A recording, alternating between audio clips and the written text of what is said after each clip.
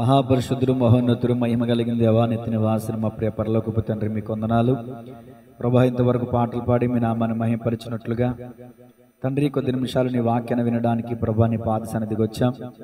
ఈ వాక్యము ద్వారా మాతో మాట్లాడండి. నీ కుమారుడు నిలబెట్టుకుని తండ్రి మీ ఆత్మ అభిషేకంతో నింపి కృపామనిష్టి సంఘ బిడ్డలందరితోనూ యూట్యూబ్ ద్వారా వీక్షిస్తున్న వారితోనూ మీరే మాట్లాడి మీ నామానికి మహిమ ఘనత ప్రభావంలో ఆరోపించుకుంటారని యేసే నామములో స్తుతించి ప్రార్థించి అడిగి వేడుకొంచున్నాము తండ్రి, ఆమేన్.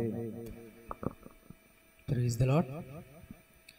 మొదటగా దేవునికి వందనాలు. ఈ సమయం ఇచ్చిన పాస్టర్ గారికి కూడా నా హృదయపూర్వకమైన వందనాలు. అలాగే ఇక్కడ ఉన్న మీ అందరికి కూడా వందనాలండి. అందరూ బాగున్నారు కదా? దేవుని కృపను బట్టి మనం అందరం బాగున్నాము. ఈరోజు దేవుని కృపను బట్టి మనం ఈరోజు దేవుని మాటలు వినడానికి ఈ సమయంలో ఇక్కడికి ఎలా వచ్చాము. ఎంతో ధన్యులం. మనం రాలేని వారి గురించి కూడా ప్రార్థన చేద్దాము. దాన్ని బట్టి దేవుడు మరొకసారి వారికి కూడా అవకాశం ఇస్తారు. ఈరోజు దేవుడు మనతో మాట్లాడబోయే మాటలు కొన్ని జ్ఞాపకం చేసుకుందాము, మన దృష్టిలో పెట్టుకుందాము. యెషయా 59వ అధ్యాయము, యెషయా 59వ అధ్యాయము మొదటి వచనం చదువుకుందాము. రక్షింపనేరకు ఉండినట్లు యెహోవా హస్తము కొరచు కాలేదు, విననేరకు ఉండినట్లు ఆయన చెవులు మందము కాలేదు.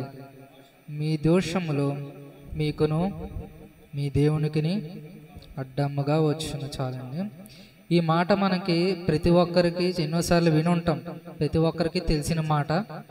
రక్షింపనేరకు ఉండినట్లు యెహోవా హస్తము కొరచు కాలేదు అంటే ఈ మాటలు మనకి చాలామంది చాలాసార్లు చెప్పుంటారు. మనం కూడా చాలాసార్లు చదువు ఉంటాము. ఎన్నో మాటలుగా ఈ మాట అనేది మనకి కనిపిస్తూ ఉంటుంది. ఈ మాట దేవుడు మనకి ఏ విధంగా మనకి ఈరోజు మనం అర్థం చేసుకోవాలి అంటే, దేవుడు ఎప్పుడు సిద్ధంగానే ఉన్నాడు. ఏ విషయంలో అంటే మనకు సహాయం చేయడానికి, మనల్ని ఒక స్థాయిలో పెట్టడానికి మనల్ని సిద్ధం చేస్తున్నాడు దేవుడు. ఏ విధంగా అంటే ఈ లోకంలో కష్టాల ద్వారా ఇలా రకరకాల ద్వారా మనల్ని సిద్ధం చేస్తున్నాడు. ఏంటంటే దేవుడు మనల్ని ఎప్పుడు సిద్ధపరుస్తున్నాడు, ఎందుకు అంటే ఆయన రాజ్యంలో మన వారసులుగా ఉండడానికి.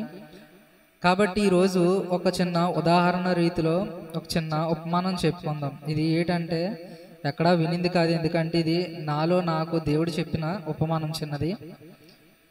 ఇది నేను ఎప్పుడు వినలేదు, ఎక్కడా చూడలేదు. అందుకనే ఇది దేవుడు చెప్పిన ఉపమానం అని నేను నమ్ముతున్నాను.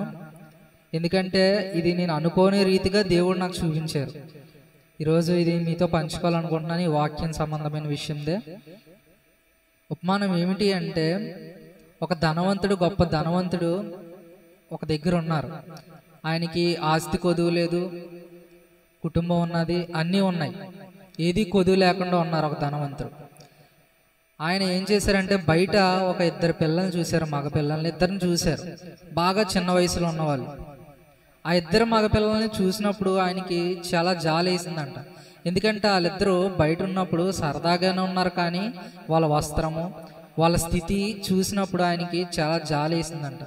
వాళ్ళకి ఎవ్వరూ లేరు, వాళ్ళ పరిస్థితి ఏంటో వాళ్ళకే తెలీదు, ఈరోజు ఎలా గడుస్తుంది ఏంటో కూడా వాళ్ళకి, ఈ సమయంలో ఏం జరుగుతుందో కూడా వాళ్ళకి తెలియని పరిస్థితిలో వాళ్ళు ఉన్నారు.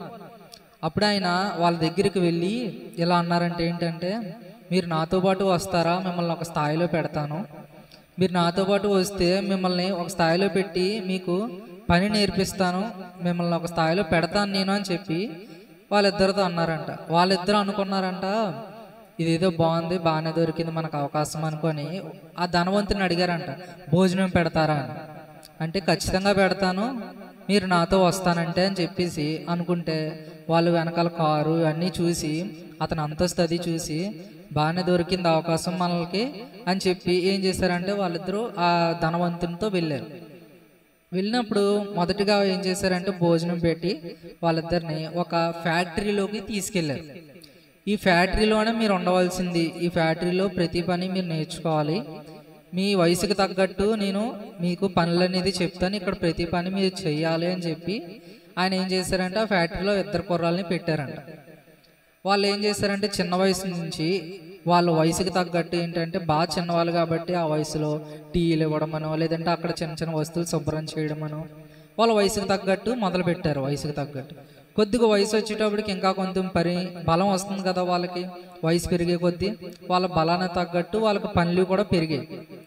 అందులో ఒక కుమారుడు, అందులో ఒక అబ్బాయి ఏంటన్నాడంటే ఇంకో అబ్బాయితోని, మనల్ని ఒక స్థాయిలో పెడతానన్నారు, భోజనం పెట్టి బాగా చూసుకుంటానన్నారు, కానీ ఎక్కడ తీసుకొచ్చి ఇలా పనులు చేయించుకుంటున్నారు, ఇది నాకు నచ్చలేదు, ఈయన మనల్ని వాడుకుంటున్నాడు, నాకు నచ్చలేదు, నేను వెళ్ళిపోతాను అని చెప్పేసి ఇంకో అబ్బాయితో అంటే, ఈ అబ్బాయి అన్నాడంట, మనం బయట ఉన్నప్పుడు 2 రోజులకు 3 రోజులకు భోజనం చేసేవాళ్ళం, మన వస్త్రధారం అనేది బాగుండేది కాదు, అసలు మనం బతుకున్నామంటే అసలు ఎందుకు బతుకున్నాం కూడా తెలియని స్థితిలో మనం ఉన్నాము. కానీ ఇక్కడికి వచ్చాక మన ఇద్దరికి ఒక పేరు అనేది వచ్చింది, మనకి వేసుకోవడానికి బట్టలు ఇచ్చారు, తినడానికి తిండి పెడుతున్నారు, దీనికి తగ్గట్టు మనం తప్పు ఏమీ లేదు కదా, పని చేయడంలో తప్పే ఉంది అని చెప్పేసి ఇంకో అబ్బాయి అన్నాడంట. అంటే ఈ అబ్బాయి అన్నాడంట, ఇలా నాకు నచ్చదు, ఇంకా నేను ఇక్కడ పని చేయలేను, బయటికి వెళ్ళి హాయిగా బతుకుతాను అని చెప్పేసి వెళ్ళిపోయాడంట. వెళ్ళిపోతే ఇంకా అబ్బాయి బతిలాడాడంటే ఉండని, కానీ చెప్పకుండా వెళ్ళిపోయాడు. వెళ్ళిపోతే యజమానుడికి తెలిసింది, బాధపడ్డాడు.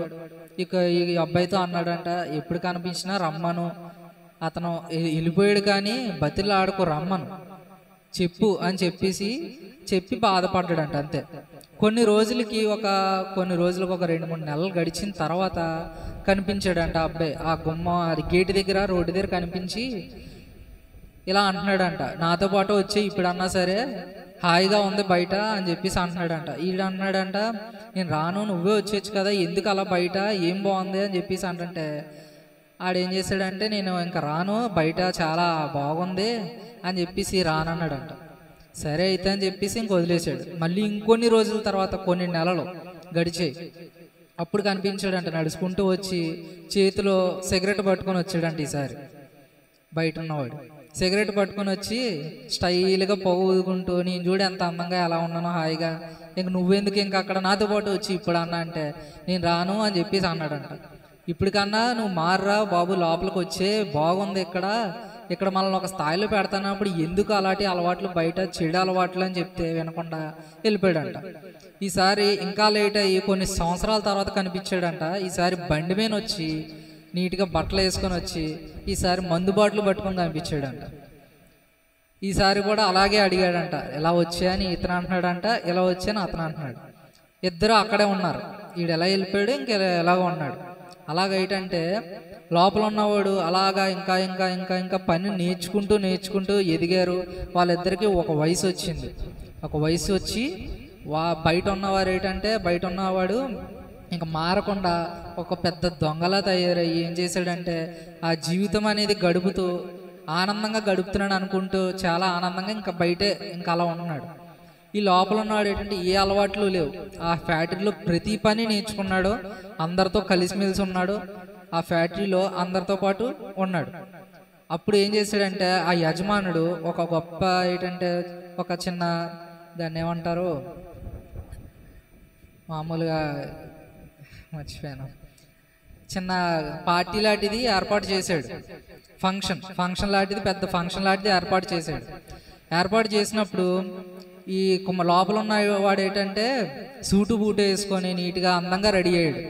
బయట ఉన్నవాడు కూడా వాడికి తగ్గట్టు అందంగా రెడీ అయ్యి బయటే ఉండి మందు తాగుతూ బయటే ఒక బండి మీద కూర్చుంటే స్టైల్గా చూస్తున్నాడంట.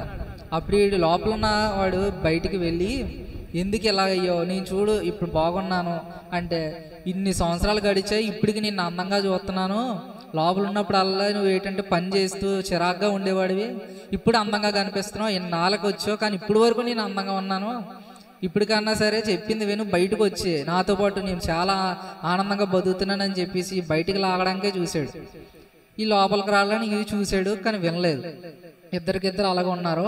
అప్పుడు యజమానుడు అతని కుమారుని పైకి పిలిచి ఏం చెప్పారంటే, ఇప్పుడు వరకు ఇతను నా దగ్గర పని చేసేవాడే, నా ఆస్తిలో నేను ఇవ్వను ఇతనికి ఏమైనా, కానీ ఏమీ చేయను, కానీ ఇప్పుడు వరకు ఏ ఫ్యాక్టరీలో అయితే పనిచేసాడో ఆ ఫ్యాక్టరీ ఇప్పటి నుంచి ఏంది అని చెప్పాడంట.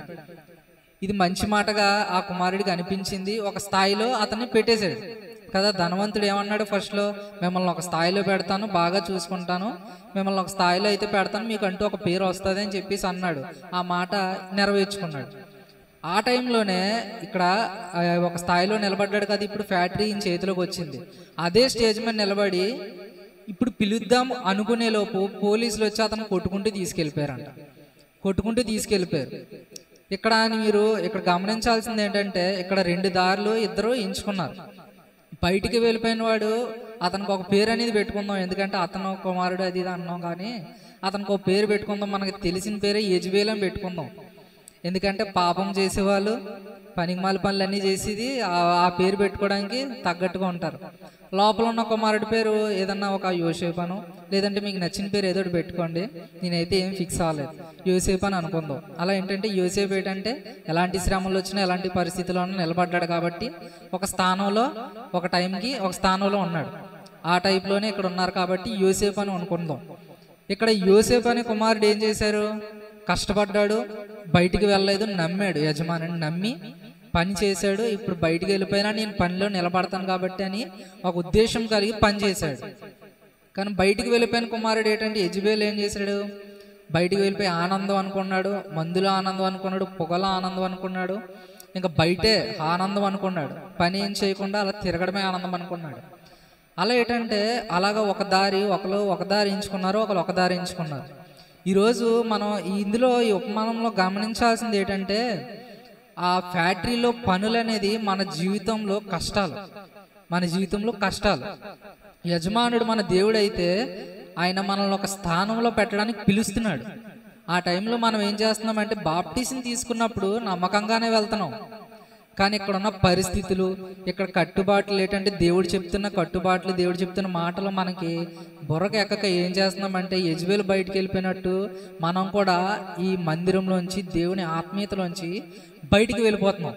బయట జీవితమే అందంగా ఉంది, బయట జీవితమే బాగుందని బయటికి వెళ్ళిపోతున్నాం.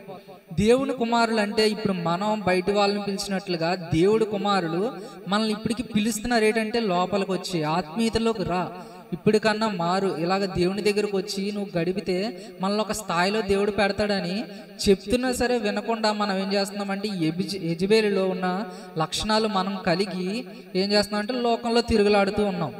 ఈరోజు మనం ఈ 2 కేటగిరీలో మనం ఏదో మనకే తెలుసు. ఎందుకంటే మనం చేసే తప్పులు మనకన్నా ఎవరికి అంత బాగా తెలియదు, దేవుడికి తెలుస్తుంది. కానీ ఇప్పుడు మనకన్నా పక్క వాళ్ళకి ఎవరికి తెలియదు కదా మనం చేసే తప్పులు. మనం చేసే ప్రతి పని మనకే బాగా తెలుసు. అది తప్పు అని తెలుసు, లేదంటే రైట్ అయితే రైట్ అని తెలుసు.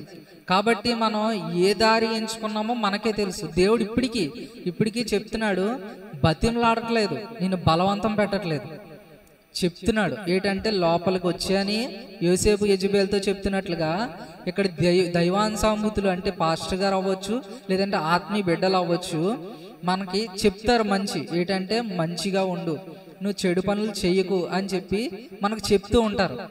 అది మనం ఏం చేస్తామంటే అది మనం ఏదంటే తింగరతనంగా మనం చూస్తూ ఉంటాం. ఏదో తెలియక మాట్లాడుతున్నాడు అని కొంతమంది అనుకోవచ్చు, లేదంటే తెలిసి నన్ను ఇంకో విధంగా ఇరికించడానికి అని కొంతమంది అనుకోవచ్చు, లేదంటే కొంతమందికి బుర్రకు ఎక్కకపోవచ్చు. అది మంచి అని తెలిసి కూడా కొంతమంది ఏం చేస్తారంటే చెయ్యలేను అని ఉద్దేశంతో ఇంకా బయటే ఆనందంగా అంటే లోకంలోనే ఆనందంగా ఉందని ఏం చేస్తారంటే పట్టించుకోరు, తెలిసి కూడా పట్టించుకోరు. అలా ఏం చేస్తారంటే లోకంలోనూ ఉండిపోటు దైవానుసారంగా దైవంలోకి రావడానికి ఇష్టపడరు. ఈరోజు ఇక్కడ దేవుడు చెప్తున్నాడు మనలో ఎలాంటివి ఉన్నాయి అంటే, మనకి ఇందులో ఈ వాక్యంలో మనకి దేవుడు చెప్తున్నాడు అడ్డుగోడగా మన పాపం అనేది మాత్రమే ఉన్నది. మన పాపం ఏం చేస్తుంది? అడ్డుగోడగా ఉన్నది. ఇక్కడ మనకి చూస్తున్నాము అదే వచనంలో చివరి మాటగా మీ దోషములు మీకును మీ దేవునికి అడ్డముగా వచ్చాను. అడ్డుగోడగా ఉన్నాయంట. ఒక గోడగా మన పాపములు దేవునికి మనకి అడ్డుగా ఉండిపోయాయి. అవి మనం ఎప్పుడు తొలగించుకోవాలంటే, ఆ గోడను ఎప్పుడు పడగొట్టగలమంటే మనలో పాపం అనేది లేనప్పుడు. మనలో పాపం అనేది లేనప్పుడు మన చేతిలో ఒక ఆయుధం ఉంటుంది. ఏంటంటే వాక్యం అనే ఆయుధం. మన చేతిలో ప్రార్థన అనే ఆయుధం ఉంటుంది. అప్పుడు మనం ఏం చేయగలుగుతామంటే పాపముని ఎదిరించగలుగుతాము. ఆ పాపంలో గోడని పడగొట్టగలుగుతాము, దేవుని దగ్గరికి వెళ్ళగలుగుతాం. ఇక్కడ ఈ ఉపమానంలో యోసేపు నీట్గా యజమానుడి దగ్గర ఉంటూ ఒక స్థాయిలో ఉంటూ అక్కడ ఫ్యాక్టరీని సంపాదించుకున్నట్లుగా ఒక స్థాయిలో ఉన్నారు. అతను చిన్న వయసులో ఎలా ఉన్నాడు? బయట ఒక అడుక్కునే వ్యక్తిగా, ఒక చిన్న కుర్రాడు ఒక అడుక్కునే వ్యక్తిగా ఉన్నాడు. ఆ యజమానుడు చూడకపోతే వాళ్ళు ఏం చేసి ఇద్దరు కలిపి దొంగల్లాగా ఇవ్వరు. లేదంటే ఆ దొంగలు కాబట్టి ఇంకో రకంగా ఉండేవారు, లేదంటే వాళ్ళ జీవితంలో మధ్యలోనే వాళ్ళు చనిపోవచ్చు. ఎందుకంటే వాళ్ళ జీవితం అనేది గ్యారంటీ లేదు. కాబట్టి ఈరోజు మన జీవితం కూడా గ్యారంటీ లేని జీవితం. ఏ టైంలో ఏమవుతుందో తెలియదు. మనకన్నా ముందు చనిపోయేవారు, మనకన్నా గొప్పవారు చనిపోయారు.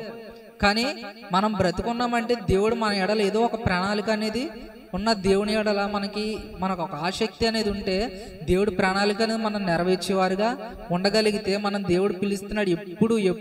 ఎప్పుడు సిద్ధంగానే ఉన్నాడు అంటే దేవుడు. ఆయన హస్తం ఏమి చిన్నది కాదు, ఆయన చెవులేమి చౌటివారు కాదు, ఆయన చౌటివాడు కాదు. మన ప్రార్థనలు వినగలడు, కానీ మన ప్రార్థనలు ఆయన దాకా వెళ్లకుండా గోడ దగ్గర ఆగిపోతున్నాయి. ఆ గోడ ఇప్పుడు పడగొట్టగలం అంటే మనలో శక్తి ఉన్నప్పుడు. ఆ శక్తి ఏదై ఉండాలి? వాక్యము, ప్రార్థన, ఉపవాస ప్రార్థన, ఇలా రకరకాలుగా దైవానుసారంగా ఆత్మీయత అనేది మనలో ఉంటే, పరిశుద్ధాత్మ అనేది మనలో ఉంటే, అప్పుడు మనం ఎలాంటి గోడ అయినా సరే పడగొట్టుకుంటూ దేవుని దగ్గరికి చేరుకోగలుగుతాం. ఈరోజు మనం దేవుని దగ్గరికి చేరుకోవాలంటే మనకున్న ఆధారం అనేది ఒక్కటే, అది ఏంటంటే వాక్యం. ఇది చదివితే అప్పుడు ఇందులో ఉన్నాయి మనకి తెలుస్తాయి. ఆ తెలిసినప్పుడు మనలో పరిశుద్ధాత్మ అనేది మనలో ఉంటుంది. ఆ పరిశుద్ధాత్మ మనలో ఉంటే పాపం అనేది మనలో ఉండదు. పాపం అనేది మనలో లేనప్పుడు అప్పుడు మనం నిలబడగలుగుతాము. నిలబడి ఆ గోడను పడగొట్టగలుగుతాము, పాపం అనే గోడని. అప్పుడు దేవుని దగ్గరికి ఏకరీతిగా మనం నడవగలుగుతాము, అక్కడికి వెళ్ళగలుగుతాం, దేవుని దగ్గర నివాసం చేయగలుగుతాం. కొద్ది వాక్యం దేవుడు దీవించుగాక.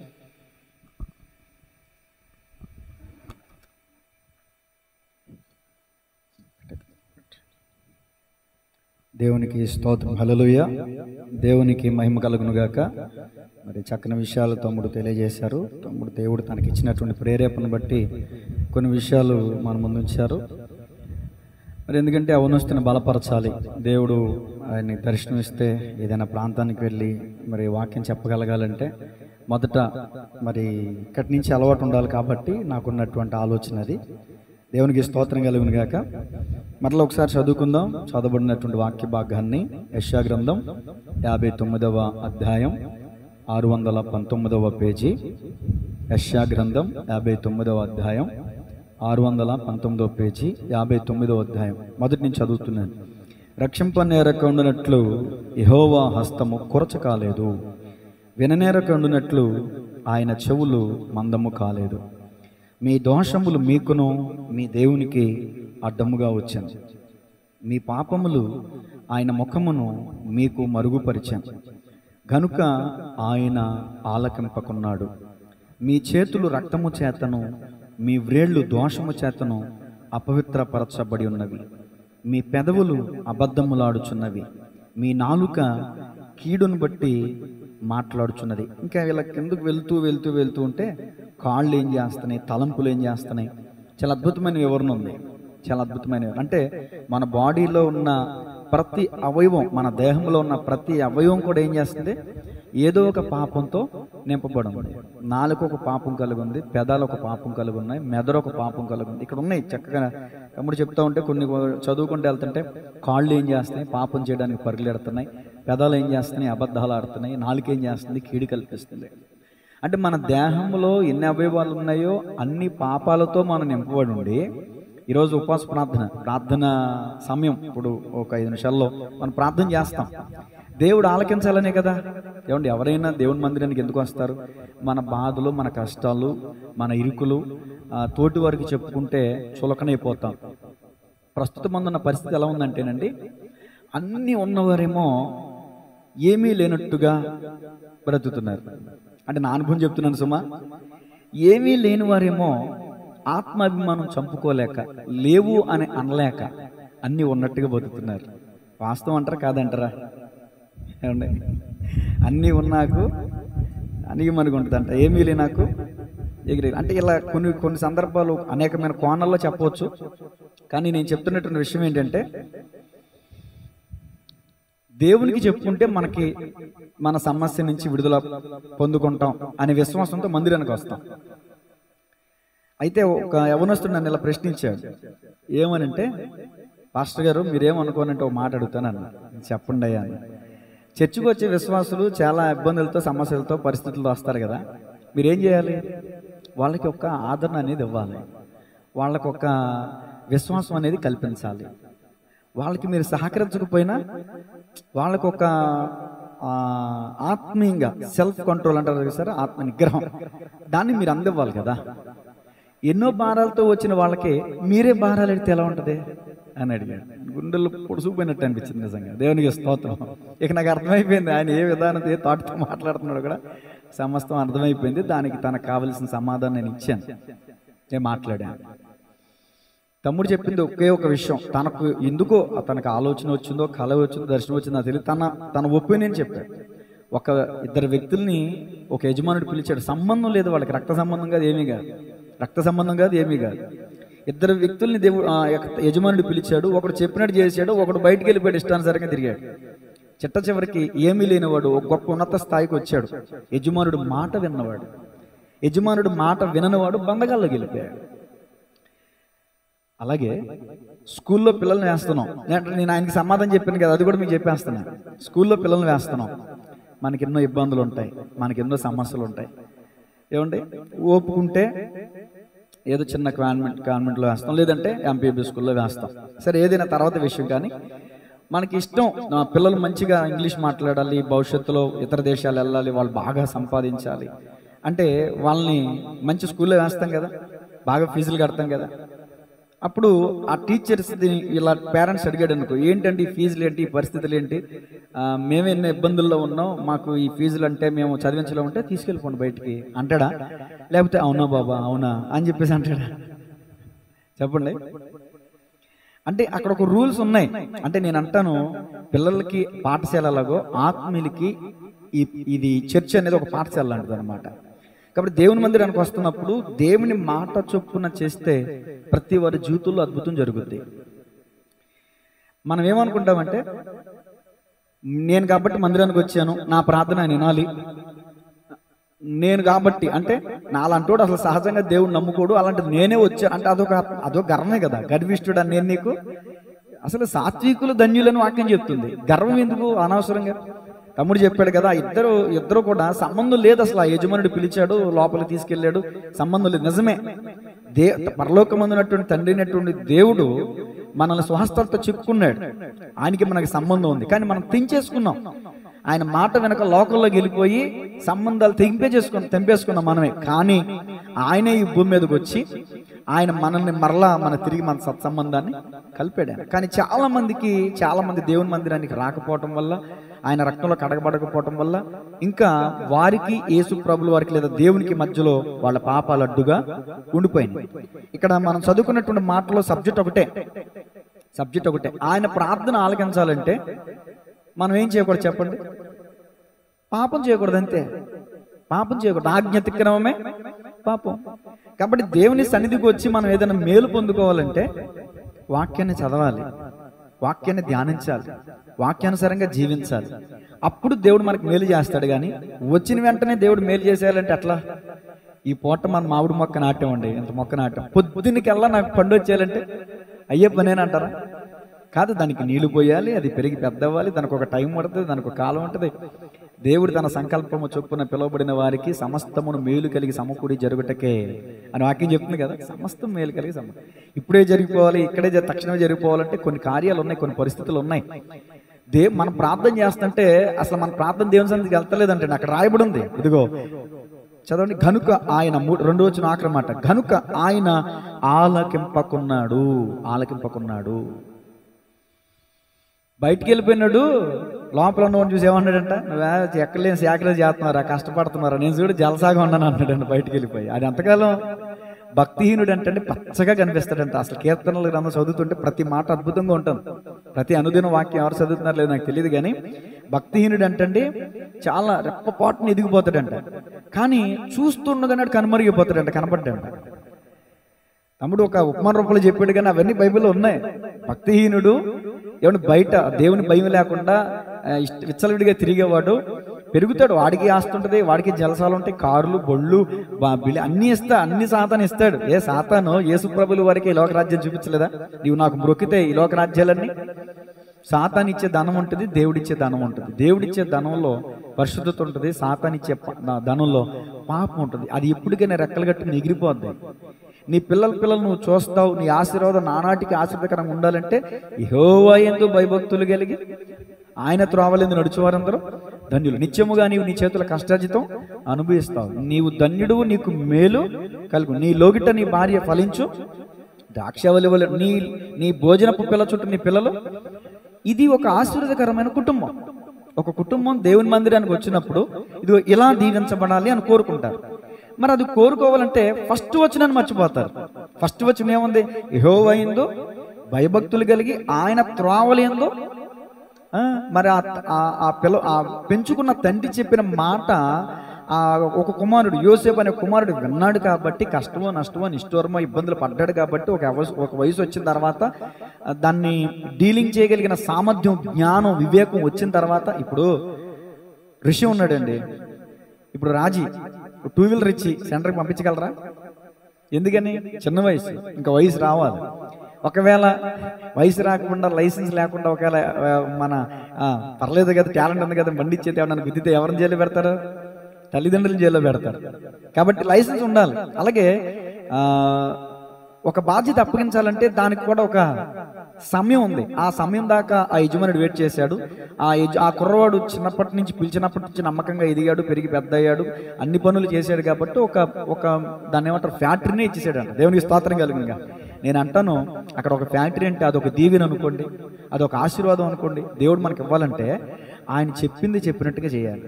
కూలి పని చెప్పావు, వాషింగ్ అది కడగమన్నావు, నీళ్ళు ఎట్టమన్నావు, చెట్లు కొట్ట ఈ చేయమన్నా ఈ చేయమన్నా కాదు. సనిగితే మనకేం రాదు. సనిగితే తాపకరమైన సర్పాలు వచ్చి కచ్చి చచ్చిపోయారండి అరణ్య మార్గంలో. ఎవరి క్రియల చొప్పున వారికి నేను జీతం. మనం దేవుని మాట వింటే అదొక పని. మన దేవుని మాట విని ఆ మాటకు లోబడితే దేవుడు మంచి ఫలితం ఇస్తాడండి ఖచ్చితంగా. అవిధేయుల గురించి 2-3 వారాలుగా 4 వారాలుగా చెప్తున్నాను. 7 ప్రసంగాలను కూడా చెప్పాను. విధేయత వల్ల కూడా చెప్పాను. విధేయత వల్ల ఆశీర్వాదం వస్తుందని. మరలా ఒకసారి చదువుకుందాం. మరలా ఒకసారి. రక్షింపనేరకుండినట్లు యెహోవా హస్తం కురచకాలేదు. ఆయన కురచ కాదంటే మన చేతులు కురచగా ఉంటాయి. అవునంటారు కదంటారా? పొద్దున్నే పాపం ఆకులతో వస్తారు, అమ్మా కొంచెం ముద్దుండి పెట్టమ్మా అంటే ఏమంటారు మనోళ్ళు? చేయి ఖాళీ లేదు, పైకి వెళ్ళరా అంటే అక్కడ చెయ్యి ఏమైపోయింది? కురసైపోయింది. మనం ఒకవేళ అయ్యా ఆకలేస్తుందయ్యా, తింటాకి తిండి లేదా అని ప్రభు సన్నిధిలో ఇప్పుడు మోకాళ్ళు వేసి ప్రార్థన చేస్తే ఆయన చేయగాలి లేదు అనే దేవుడు అనే వ్యక్తి కాదైనా. కొండలతోటి నా కన్నులెత్తుచున్నాను, నాకు సహాయం ఎక్కడొచ్చును, యెహోవానే నాకు సహాయం కలుగును. అందుకని కదా భక్తుడు అనుభవపూర్వకంగా ఈ మాట రాశాడండి. కాబట్టి మనకు కూడా సహాయం ఉంది. మనం అనుకుంటాం దేవుడేమన్నా నన్ను మర్చిపోయాడు అంటావా? కొన్ని సందర్భాలు మనం కూడా అలాగే అనుకుంటాం. ఏమంటే ఆరోగ్య విషయంలో కానివ్వండి, అప్పుల విషయంలో కానివ్వండి, ఆర్థిక పరంగా కానివ్వండి, ఇరుగు పొరుగు వారి విషయంలో కానివ్వండి, కుటుంబ సమస్యల విషయంలో కానివ్వండి, ఏ సమస్య నాకు తెలియదు. సమస్య విషయంలో మనం ప్రార్థన చేస్తున్నప్పుడు మనం అనుకుంటాం దానికి సమాధానం రాకపోతే అసలు దేవుడు నా ప్రార్థన వినట్లేదా? ఆయన ఏమైనా చెవులు మూసుకున్నాడు అంటావా? ఆయన నా మీద ఏమైనా పక్షపాతిగా ఉన్నాడు అంటావా? ఇవన్నీ ఆలోచనలకి ఒకటే సమాధానం. ఎన్ని సంవత్సరాలుగా నువ్వు ప్రార్థన చేస్తున్నా నీకు సమాధానం రావట్లేదంటే ఈ ఒక్క మాట నీకు ఒక సమాధానం ఇస్తుంది అనుకుంటున్నా. ఆయన ఆలకింపకున్నాడు. ఎందుకు ఆలకించట్లేదు? 1వ అధ్యాయం కూడా చూడండి. యెషయా గ్రంథం 1వ అధ్యాయం. నేను సిద్ధపడిన విషయాలు అయితే కాదు సుమా, తమ్ముడు చెప్పిన వాక్యాన్ని కొంచెం కంటిన్యూ చేస్తున్నాను. యెషయా గ్రంథం 1వ అధ్యాయం 15వ వచనం. 1వ అధ్యాయం 15వ వచనం. మీరు మీ చేతులు చాపునప్పుడు, అంటే మీ చేతులు చాపడం అంటే ఏంటి? సహాయాన్ని అర్జించడం, అంతే కదండి. చేయి చాస్తున్నాం అంటే సహాయం. ప్రభువా నాకు సహాయం చేయవా అడుగుతున్నా. చేతులు చాపుతున్నప్పుడు ఏమవుతుందంట? మిమ్మల్ని చూడక నా కన్నులు కప్పుకుంటాను. నిజమేనండో. చాలా మంది అనుకునే మాట అది ఉత్తునే అనుకుంటున్నాను కానీ ఆ దేవుడు కళ్ళు మూసుకున్నాడు అనుకున్నాను, సోతలేదని మర్చిపోయి అనుకుంటున్నాను కదా. నిజమే, కొంతమంది విషయాల్లో నిజమే దేవుడు కళ్ళు మూసుకుంటున్నాడు. చూడండి ఎందుకో. మీరు కొంచెం కాదంట, చిన్నగా కాదంట, బహుగా, అంటే కొన్ని సంవత్సరాలుగా మీరు బహుగా ప్రార్థన చేసినను స్వయంగా దేవుడే చెప్తున్నాడు. ఇక మనం అనుకునేది ఏంటి? మనం అనుకునే ప్రశ్నకు సమాధానం వచ్చేసింది అనుకుంటున్నాను ఈరోజు. ఎందుకు వినడో కింద వివరణ కూడా ఉంది, చదవండి. మీ చేతులు రక్తముతో నిండి ఉన్నవి, మిమ్మల్ని కడుగుకొనుడి, శుద్ధి చేసుకొనుడి. మీ దుష్క్రియలు నాకు కనబడకుండా వాటిని తొలగింపుడి. కీడు చేయటం మానుడి, మేలు చేయ నేర్చుకునుడి. న్యాయము జాగ్రత్తగా విచారించుడి. హింసించబడు వారిని విడిపించుడి, తండ్రి లేని వానికి న్యాయము తీర్చుడి, విధవరాలి పక్షముగా వాదించుడి. అక్కడ ఉన్నటువంటి ప్రజలు, ఇజ్రాయేల్ లేదా యోధా ప్రజలు ఎవరైతే ఉన్నారోనండి, వాళ్ళు అన్యాయం చేస్తున్నారంట, బలత్కారాలు చేస్తున్నారంట, మోసం చేస్తున్నారంట, నరహత్యలు చేస్తున్నారంట. రక్తం చేతులు రక్తంతో తెరిచినాయి అంటే దాని అర్థం ఏంటండి? నరహత్య చేసినట్టే కదా. నరహంతకులు, దోపిడీలు చేసే దొంగలు, కూనీకోరులు, వ్యభిచారులు, ఏమండి బలత్కారులు, దాని ఏమంటారండి, భూస్వాధీనమా, భూమిని ఆక్రమించుకుంటారు కదా, భూ కబ్జాలు చేసేటటువంటి వాళ్ళు దేవుని దగ్గరికి వచ్చి ప్రభువా అంటే ప్రార్థన చేస్తే దేవుడు వింటాడండి. అందుకని దేవుడు ఏమన్నాడంటే, ముందు మీ చేతులు కడుక్కోండి నాయన, మీ చేతులు కడుక్కోండి, న్యాయంగా బతకండి, విధవరాల పక్షంగా ఉండండి. అక్కడేముంది? హింసించబడు వారిని హింసించుడి అని ఉందా, విడిపించుడు అని ఉందా? మనం ఏం చేస్తాం అదే ప్రతిఫలం మనకు తిరిగి వస్తుంది కదా. అంటే ఇక్కడ టోటల్గా మనం చెప్పదగ్గ విషయం ఏంటంటే, ఎవరైతే హత్యలు చేస్తారో, ఎవరైతే మానభంగాలు చేస్తారో, ఎవరైతే దోపిడీలు చేస్తారో, ఎవరైతే దౌర్జన్యాలు చేస్తారో, ఎవరైతే బలత్కారాలు చేస్తారో, వాళ్ళ హృదయాల్లో కూడా బాధలు ఉంటాయి, వాళ్ళ హృదయాల్లో, వాళ్ళ జీవితాల్లో కూడా కష్టాలు ఉంటాయి, వాళ్ళ జీవితాల్లో కూడా వాళ్ళ చేత కానివి ఉంటాయి. వాళ్ళు కూడా కొన్ని సందర్భాలు దేవుని అర్జించే పరిస్థితులు వస్తాయి. కానీ తప్పక దేవుడు వాళ్ళ ప్రార్థన వినడు, ఖచ్చితంగా వినడు. ఒకవేళ దేవుని మందిరానికి వస్తూ గొర్రె చర్మం కప్పుకొని తోడేళ్ల వంటి స్వభావం కలిగిన విశ్వాస అయినా కావచ్చు, గొర్రె చర్మం కప్పుకొని తోడేళ్ల స్వభావం కలిగిన సేవకుడైనా కావచ్చు, దేవుడు ఖచ్చితంగా వాళ్ళ ప్రార్థన. మీకు ఎగ్జాంపుల్ ఇమ్మంటారా? రాజుగారు దేవుడు ఏర్పాటు చేసుకున్న వ్యక్తి. అలాంటి రాజుగారు ప్రార్థన చేస్తే దేవుడు వినాలా వద్దా? మీరు చెప్పుకోండి, దేవుడు వినాలా వద్దా? మరి సౌలు దేవుడు ఏర్పాటు చేసుకున్న వ్యక్తేగా. సౌలు ఎన్ని రకాలుగా ప్రయత్నం చేశాడు తెలుసా? ఊరిము తుమ్మిము ద్వారా చేశాడు, విచారణ చేశాడు, ప్రార్థన చేశాడు, యాజకుల ద్వారా ప్రయత్నించాడు. సమూయేలు గ్రంథంలో నేను ఎన్నో వారాలు చెప్పాను రాజుల చరిత్రలో, నేను మళ్ళీ చెప్పట్లేదు కానీ టచ్ చేసుకుని ముగించుకుని వెళ్తున్నాను. దేవుని యొద్ద నుంచి సమాధానం రాలేదు కాబట్టే కర్ణపిశాచి దగ్గరికి వెళ్ళాడు. నేను అంటాను, దేవుని యొద్ద నుంచి పూర్తిగా సమాధానం వచ్చేంత వరకు వెయిట్ చేసి ఉంటే బాగుండేది. లేకపోతే ఇప్పుడు రాయబడిని చూస్తాను, ఇది సౌలు మహారాజుకి సరిపోల్చదగినటువంటి విషయం తమ్ముడు. ఇప్పుడు మనం చదువుకున్న మాటలు, రక్షింపనేరకున్నట్లు యెహోవా హస్తము కొరచకాలేదు. అక్కడ ఫిలిస్తీన్లు వచ్చిపడి ఉన్నారు. ఫిలిస్తీన్లు సౌలుతో యుద్ధం చేయడానికి సిద్ధంగా ఉన్నారండి. ఇప్పుడు సౌలు మహారాజుకి రక్షణ అవసరం, సౌలు మహారాజుకి ధైర్యం అవసరం. ధైర్యం చెడిపోయి ఉన్నాడు. ఓ పక్క చూస్తే ప్రార్థన చేసే సమూయేలు లేడు, దైవజనుడు లేడు, చనిపోయి ఉన్నాడు. అక్కడ ఉన్నటువంటి వాళ్ళతో విచారణ చేస్తే దేవుని యొక్క నుంచి సమాధానం రావట్లా. దేవుడు ఇప్పుడు సహాయం చేయట్లా, దేవుడు వినట్లా, దేవుడు కళ్ళు మూసుకున్నాడు సౌలు విషయంలో. కారణం ఏంటి? కానీ అట్ ద సేమ్ టైం అదే సమయంలో దావీదు ఊరిము తుమ్మిము ద్వారా విచారణ చేస్తే, దేవా ఆ ప్రాంతం మీదకి వెళ్ళి యుద్ధం చేయమంటావా, విజయాన్ని ఇస్తావా, వెళ్ళు, నేను నీకు తోడే ఉంటా, నేను నీకు విజయం ఇస్తా, వెళ్ళు. మరి దావీదుకి సమాధానం ఇచ్చిన దేవుడు సౌలుకి ఎందుకు ఇవ్వలేదండి? ఆయన పక్షపాత కాదండి. సౌలు దేవుని మాట వినేవాడు కాదండి. సౌలు దేవునికి భయపడేవాడు కాదండి. కాబట్టి సౌలు మాట దేవుడు వింటలా. మనం దేవుని మాట వింటే దేవుడు మన మాట వింటాడండి. అబ్రహాము దేవుడు వెళ్ళిపోతుంటే, దేవుడా నీతో ఒక మాట మాట్లాడాలి, నిలబడిపోయాడండి ఆయన. ఒక మానవుడు ఉండమంటే దేవుడు వెళ్ళిపోతూ ఆగిపోయాడంటే ఒకసారి ఆలోచించండి.